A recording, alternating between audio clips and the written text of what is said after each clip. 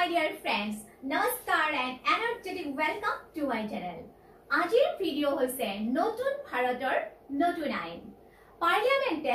tinikhon notun ain grihito hoar phalot bharatiyo nagorikor subidha hoise aru ei notun ain pronoyanor phalot ভাৰতৰ ন্যায়িক ব্যৱস্থাটো পৃথিৱীৰ ভিতৰতে অন্যতমভাৱে শ্ৰেষ্ঠ হৈ পৰিব ভাৰতীয় নাগৰিকৰ সুবিধা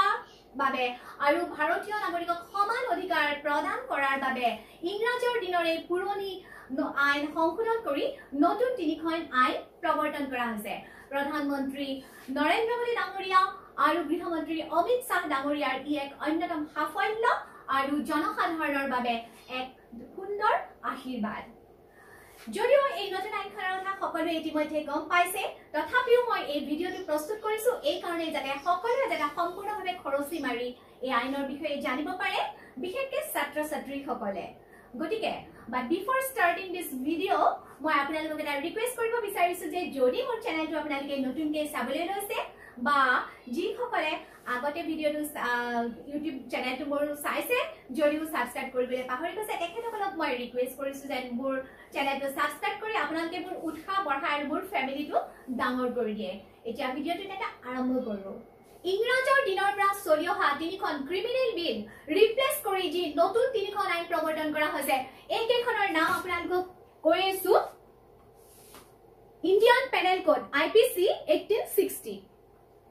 অৰ্থাৎ ভাৰতীয় ন্যায় সংহিতা ইণ্ডিয়ান পেনেল কোড 1860 খন সংশোধন কৰি বা নতুন প্ৰণয়ন কৰা হৈছে নতুন নাম হৈছে ভাৰতীয় ন্যায় সংহিতা 2023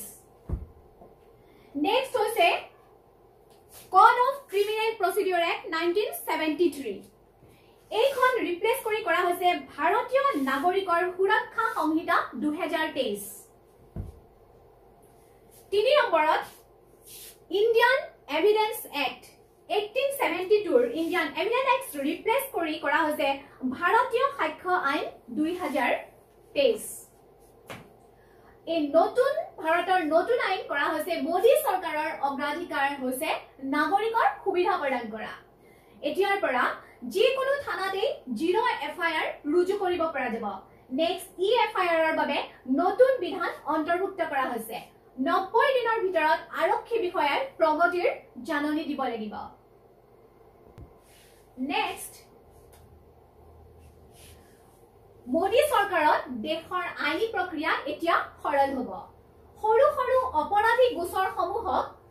সামাৰী ট্ৰায়েললৈ অনা হ'ব যেনে চুৰি ডকাইতি অপৰাধমূলক ধমকিৰ দৰে গোচৰসমূহত সামাৰী ট্ৰায়েল বাধ্যতামূলক হ'ব 3 বছৰ পৰ্যন্ত শাস্তিৰ গোচৰসমূহত ন্যায়াধীশে সামাৰী ট্ৰায়েল কৰিব পাৰিব নেক্সট ওয়াৰেণ্টৰ ক্ষেত্ৰত ৰায়দানৰ তাৰিখ 60 দিনৰ ভিতৰত বিহিত কৰা হ'ব আৰোপী ব্যক্তিয়ে 60 দিনৰ ভিতৰত ৰেহাইৰ বাবে আপিল কৰিব পাৰিব বাক বিতণ্ডা সম্পূৰ্ণ হোৱাৰ পাছত ন্যায়াধীশে 30 দিনৰ ভিতৰত ৰায়দান দিব পাৰিব নেক্সট সমূহীয়া হত্যাৰ ওপৰত মোদী চৰকাৰে এই নতুন আইন লৈ আহিছে জাতি বৰ্ণ সমুদায়ৰ ভিত্তিত কৰা হত্যাৰ সৈতে সম্পৰ্কিত অপৰাধৰ বাবে নতুন বিধান সন্নিবিষ্ট কৰা হৈছে সমূহীয়া হত্যাৰ ঘটনাত আজীৱন কাৰাবাসৰ পৰা আৰম্ভ কৰি মৃত্যুদণ্ডৰ শাস্তিৰ বিধান দিয়া হৈছে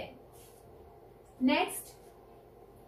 যৌন উৎপীড়নৰ প্ৰতি মোদী চৰকাৰৰ সংবেদনশীল যৌন হিংসাৰ গোচৰসমূহত সাক্ষী মহিলা ন্যায়াধীশে ৰেকৰ্ড কৰিব পীড়িতাৰ সাক্ষ্য তেওঁৰ বাসগৃহত মহিলাৰ আৰক্ষী বিষয়াৰ সন্মুখতহে ৰুজু কৰা হ'ব সাক্ষ্য গ্ৰহণ কৰাৰ সময়ত পীড়িতাৰ পিতৃ-মাতৃ বা অভিভাৱক উপস্থিত থাকিব পাৰিব নেক্সট মহিলাৰ বিৰুদ্ধে হোৱা অপৰাধক এতিয়া আৰু আপোচ কৰা নহ'ব দলবদ্ধ ধৰ্ষণৰ গোচৰত এতিয়া 20 বছৰৰ শাস্তি বা আজীৱন কাৰাবাস 18 বছৰতকৈ কম বয়সীয়া কিশোৰীৰ ক্ষেত্ৰত আজীৱন কাৰাদণ্ড বা মৃত্যুদণ্ড মিছা প্ৰতিশ্ৰুতি বা পৰিচয় লুকুৱাই যৌন সম্বন্ধ স্থাপিত কৰা এতিয়া অপৰাধৰ শ্ৰেণীত অন্তৰ্ভুক্ত হ'ব নেক্সট বিকশিত ভাৰতত ফৰেনচিকৰ উন্নত প্ৰয়োগ কৰা হ'ব 7 বছৰ বা ততোধিক কালৰ শাস্তিৰ সকলো অপৰাধতে ফৰেনচিক এতিয়াৰ পৰা বাধ্যতামূলক সকলো ৰাজ্য আৰু কেন্দ্ৰশাসিত অঞ্চলত জৰুৰী আন্তৰ্গাঁথনি নিৰ্মাণ কৰা হ'ব 5 বছৰৰ ভিতৰত ৰাজ্য আৰু কেন্দ্ৰশাসিত অঞ্চলসমূহত প্ৰয়োজনীয় আন্তঃগাঁথনি নিৰ্মাণ কৰা হ'ব নেক্সট প্ৰযুক্তিৰ ব্যৱহাৰেৰে নতুন ভাৰতৰ আইনৰ ব্যৱস্থা অত্যাধুনিক কৰা হ'ব এফআইআৰৰ পৰা আৰম্ভ কৰি ৰায়দানলৈকে সকলো ডিজিটেলাইজড হ'ব সোধা পোছাৰ পৰা আৰম্ভ কৰি মোকৰ্দমাৰ সাক্ষী প্ৰদানলৈকে সকলো ৰেকৰ্ডিং কৰা হ'ব আৰক্ষীৰ অনুসন্ধান আৰু জব্দ কৰা কামতো প্ৰযুক্তিৰ ব্যৱহাৰ হ'ব